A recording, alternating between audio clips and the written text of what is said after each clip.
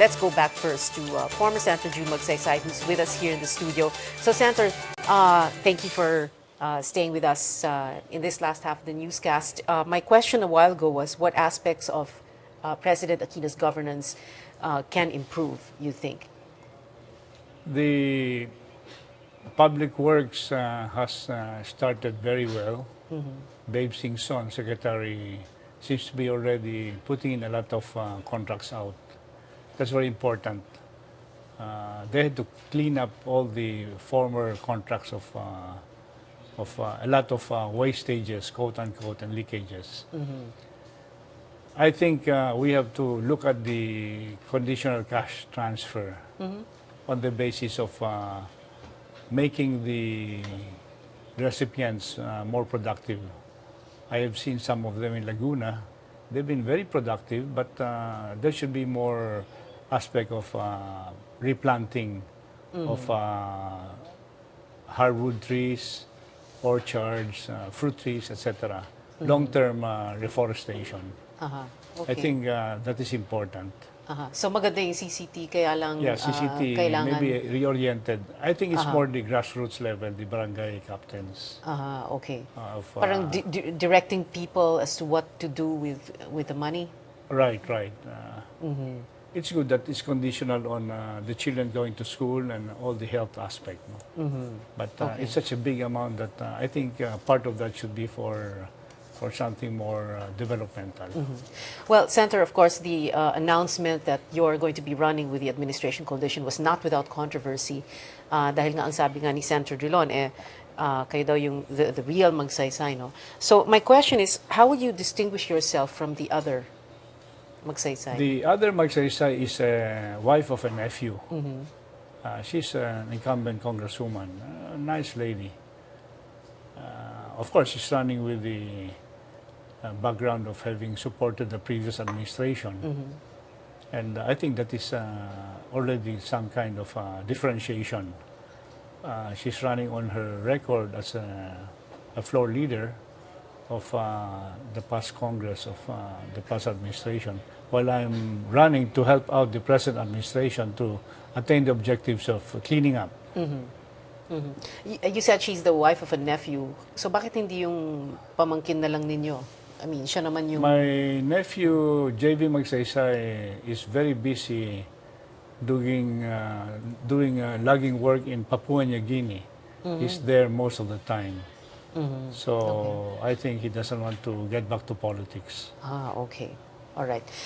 Your father was defense secretary. I know, of course, I'm sure the geopolitics at the time was very different, no? But how would he have handled territorial disputes with a world power? Well, the most important thing is to keep negotiating.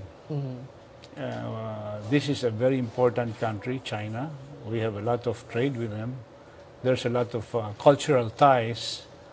So I remember reading a few weeks ago the advice of our environmental champion, Attorney Tony Oposa.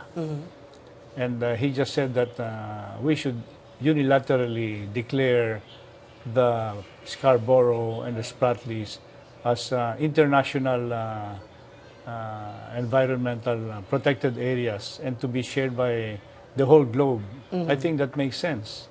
You're looking now at not between two countries, one large and one quite small, although legally we have control of this under the UNCLOS and a lot of history behind it. But we should realize that we are one globe. We have common problems on lots of degradation in fishing and marine life. And if the Philippines would subscribe to unilaterally say that this is for the whole globe and let's protect it and force China to accept it and the other countries, I think that should be able to attain some kind of traction. My last question would focus, Senator, on you and your father. No? What is that one distinct memory that you have of your father that you have not shared with other people, with the public? Well, my father was a tough person. He was tough with my two sisters and me. meaning Pao. Oh, okay. Yeah, my mother also was kind of tough. Kurot naman. Kurot naman. But basically, my father was a very active, action-oriented person. When he was Secretary of Defense, maybe I was 12 or 13, he would pull me out from LaSalle Taft and say, talk to Brother Anthony, the principal. I want to bring my son with me. I want to inspect some camps. This must be mga 1950, 150.